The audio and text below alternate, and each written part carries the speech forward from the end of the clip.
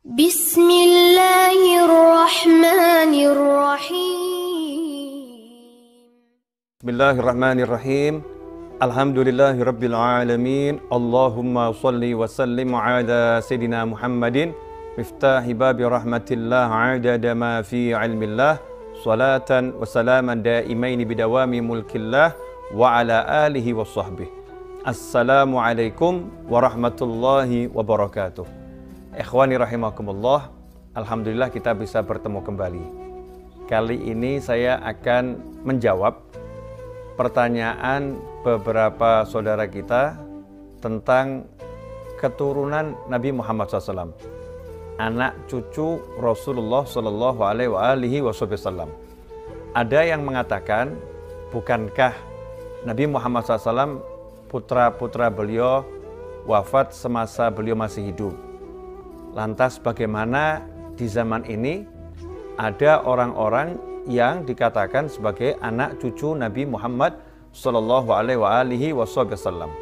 Ikhwani rahimakumullah, betul, anak cucu Nabi Muhammad SAW memang jalur nasabnya kembali kepada Sayyidah Fatimah Zahra radhiyallahu taala anha.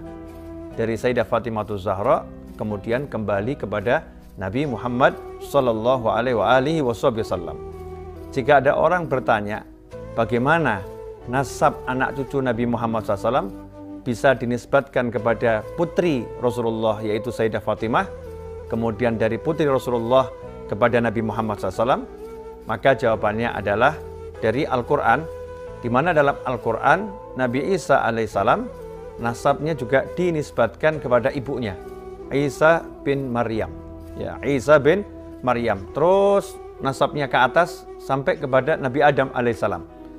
Jadi Nabi Isa itu nyambung nasabnya kepada Nabi Adam alaihissalam bukan dari jalur ayah, karena Nabi Isa memang tak punya ayah, tapi jalurnya dari sang ibu. Begitu pula anak keturunan Nabi Muhammad SAW, nasabnya sampai kepada Nabi Muhammad SAW dari jalur Sayyidah Fatimah Zahra radhiyallahu taala anha, putri Nabi Muhammad Sallallahu Alaihi Wasallam. Dalam sebuah hadis yang diriwayatkan oleh Imam Baihaqi, Rasulullah SAW bersabda, "Kullu sababin wa nasabin munqati'un yaumal qiyamah illa ma kana min sababi wa nasabi." Setiap sebab penyebab pertalian keturunan dan nasab, pengikat garis keturunan, akan putus pada hari kiamat kecuali sebab dan nasabku.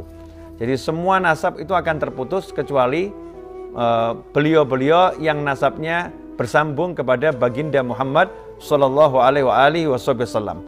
Berdasarkan hadis tersebut, maka kita tidak perlu ragu dan tidak boleh ragu, karena kalau kita ragu berarti kita meragukan ucapan Nabi Muhammad Sallallahu Alaihi Wasallam. Kalau kita ragu berarti kita meragukan baginda Muhammad Sallallahu Alaihi Wasallam. Rasul sendiri yang menyatakan kalau anak keturunan beliau ila yaumil qiyamah akan ada. Karena itu, adanya anak cucu Nabi Muhammad SAW di berbagai wilayah di belahan dunia, khususnya di negara kita Indonesia tercinta, di mana di negara kita jumlahnya sangat banyak anak cucu Nabi Muhammad SAW, adalah anugerah dari Allah Subhanahu wa Ta'ala. Keberadaan beliau-beliau merupakan sebuah karunia dari Allah Subhanahu wa Ta'ala. Ikhwani rahimakumullah. Karena itu kalau ada yang bertanya, apakah anak cucu Nabi Muhammad SAW di masa ini masih ada? Jawabannya adalah ada, dan sangat banyak jumlahnya, khususnya di Indonesia. Akan tetapi hati-hati, jangan mudah percaya kepada seseorang yang dianggap sebagai anak cucu Nabi, atau seseorang yang mengaku sebagai anak cucu Nabi Muhammad SAW. Sebab semua pengakuan butuh bukti. Ya, semua pengakuan butuh bukti. Masalah nasab tidak bisa dibuat main-main. Dalam hadis yang diriwayatkan oleh Imam Ibnu Majah, Nabi Muhammad Sallallahu Alaihi Wasallam bersabda, "Man intasaba ila ghairi abih aw tawalla ghaira mawalih fa alaihi la'natullahi wal malaikati wan nasi ajma'in." Barang siapa yang menasabkan dirinya kepada selain ayahnya, kepada ayahnya orang lain, atau mengakui dirinya sebagai budak orang lain, maka dia dilaknat oleh Allah, para malaikat, dan seluruh umat manusia. Kalau ada satu orang tidak mau mengakui ayahnya, dia mengatakan aku anaknya fulan bin fulan, padahal dia bukan anaknya orang tersebut, maka orang yang seperti itu yang menasabkan dirinya kepada orang lain dilaknat oleh Allah, oleh malaikat dan seluruh umat manusia. Ikhwani rahimakumullah, itu baru mengaku bernasab kepada orang lain, orang biasa. Dalam hadis riwayat Bukhari dan Muslim muttafaqun alaih, man idda'a ila ghairi abih wa huwa ya'lamu fal jannatu alaihi haram. Sabda Nabi Muhammad SAW, siapa yang mengaku-ngaku sebagai anak orang lain sementara dia tahu bahwasanya orang itu bukan ayahnya, maka surga haram baginya.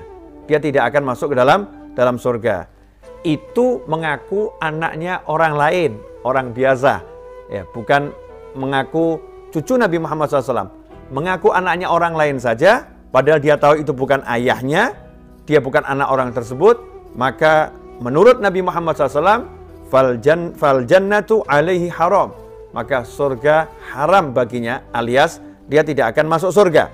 Lantas bagaimana dengan seseorang yang mengaku dia itu keturunan Nabi SAW, padahal dia bukan keturunan Nabi Muhammad SAW. Dalam hadis riwayat Bukhari dan Muslim, Nabi Muhammad SAW bersabda, inna kadhiban alayya laisa kakadzibin ala ahadin, man kadzaba alayya muta'ammidan falyatabawa maq'adahu minan nar. Nabi bersabda, sesungguhnya berdusta kepadaku tidak sama dengan berdusta kepada orang lain. Ya, berdusta kepada Nabi SAW tidak sama dengan berdusta kepada orang lain. Barang siapa berdusta dengan nama Nabi Muhammad SAW dengan sengaja, maka hendaknya dia mengambil tempat duduknya di neraka. Alias, ya, tempatnya sudah siapkan di neraka buat orang-orang yang berdusta membawa nama Nabi Muhammad SAW.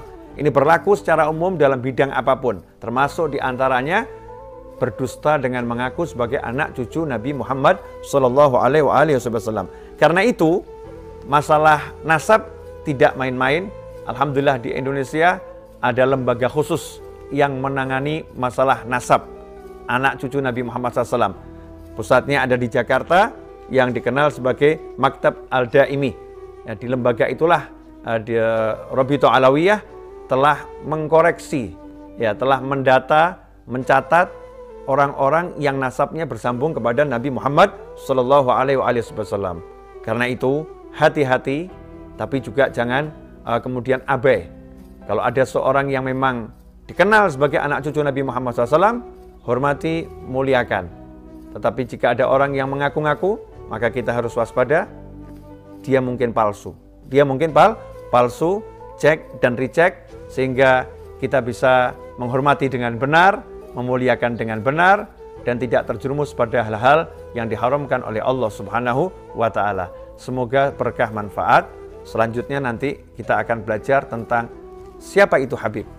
Karena saya pernah ditanya sama seseorang, Habib, gimana caranya dapat gelar Habib? Sekolahnya di mana? Insyaallah video berikutnya saya akan jawab. Jazakumullah khairan wal afu minkum. Wassallallahu ala sayyidina Muhammadin wa alihi wasallam. Walhamdulillahirabbil alamin. Wassalamualaikum warahmatullahi wabarakatuh. La 'alaika